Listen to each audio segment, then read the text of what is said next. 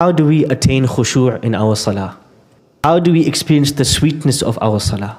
When Allah describes in the Quran people who have khushu', people who taste the sweetness of salah, He tells us they are people who are constantly remembering the afterlife, the second life that is to come.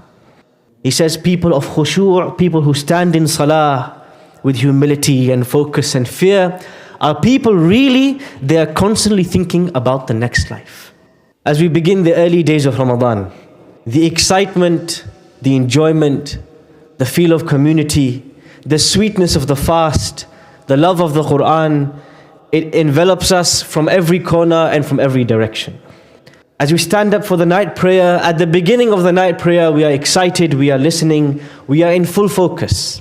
But as the moments go by and the minutes go by, we start to lose that focus and we start to lose that motivation. Many of us, we try to focus and have the objective and the goal of a certain number of rak'ahs, a certain number of units of salah, a certain number of pages that we want to recite. But there is something greater than this that we have to look for, we have to search for, we have to find, we have to seek in this Ramadan. It is not the number of rak'ahs we have to look for.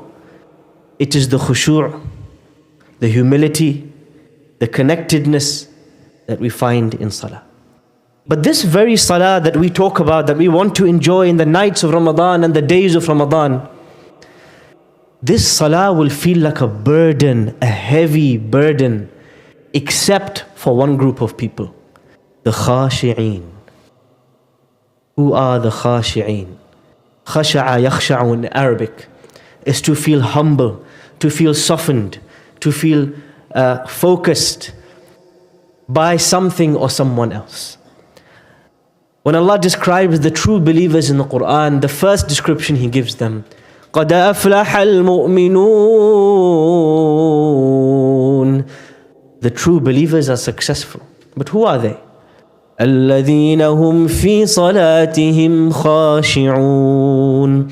They are the people who find khushu', humility and focus and connection to Allah in their salah. The greatest thing that we achieve this Ramadan is not praying 8 rak'ahs every night, or 20, or 46.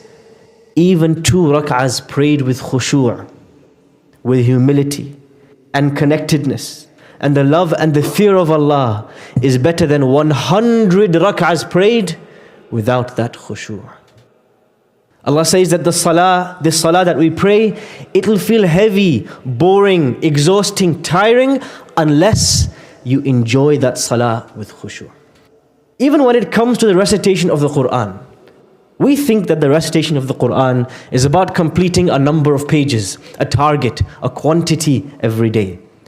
But what does Allah want us to do when we recite the Quran? Allah says, أَلَمْ يَأْنِ لِلَّذِينَ آمَنُوا أَن تَخْشَعَ قُلُوبُهُمْ لِذِكْرِ اللَّهِ وَمَا نَزَلَ مِنَ الْحَقِّ. Hasn't the time come? Look at the question that Allah asks. Isn't the time come yet for the believers' hearts to feel humbled, khushu' when Allah's words are recited to them? So then it's not about the number of pages, and it's not about the number of rak'ahs and how long and how many prayers that we pray, but it is about experiencing this khushu' in our salah. Did we know that the Prophet ﷺ, when he saw somebody pray without khushu', he told them, you have not prayed. Famous hadith, hadithul musi'i salati. The man who was not praying properly. And the Prophet ﷺ told him, go back and pray, for you have not prayed. And he came, he went and he prayed again. And the Prophet ﷺ, again, go back and pray, you have not prayed yet. And the third time he says, teach me to pray, because this is all I know. What did the Prophet ﷺ do differently in his prayer? Only one thing, according to many scholars, he taught him at-tuma'nina, how to move gracefully, slowly, with focus, with peace, When the Prophet ﷺ says, "Sallu kama ra'aytumuni usalli," pray as you have seen me pray. Many of us, we only focus on where he placed his hands. Was it here? Was it here? Or was it there?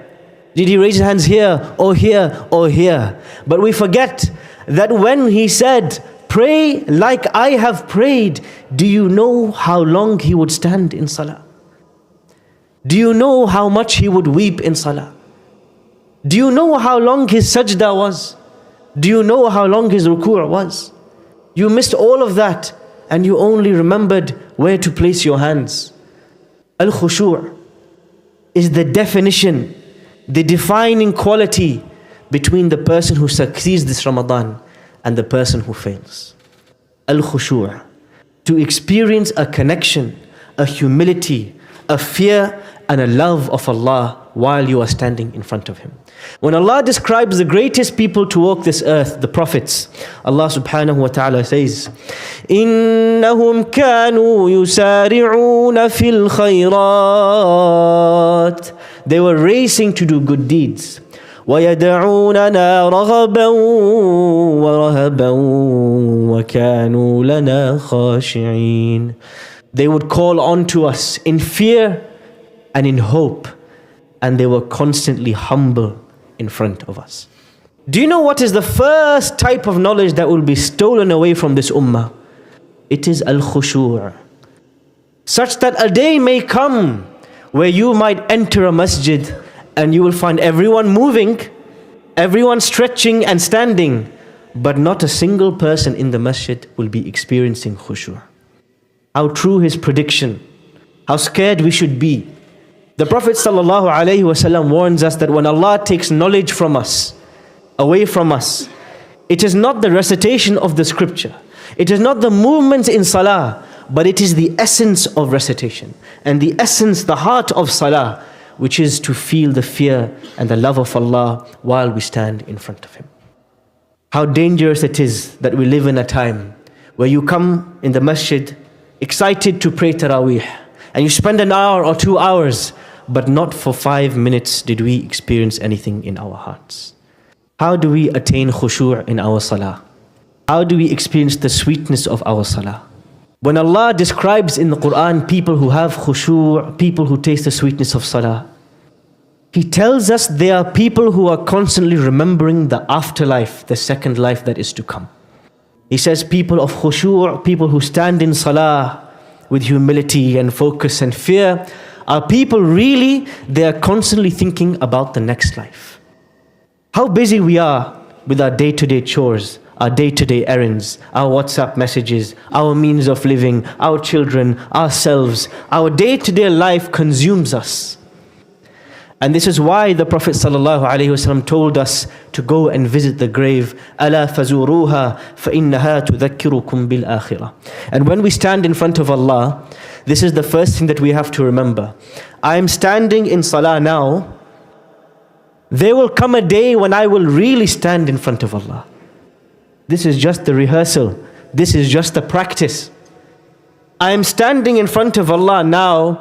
There will come a day when I will stand in front of Him with no clothes on, sweating. My sweat will reach my neck. When we hear the adhan, Allahu Akbar, Allahu Akbar, this nida, this call should remind us of another call that we will hear one day. يَوْمَ يُنَادِي الْمُنَادِي مِن مَكَانٍ قَرِيبٍ. The day in which the caller will call us to stand in front of Allah for our accountability.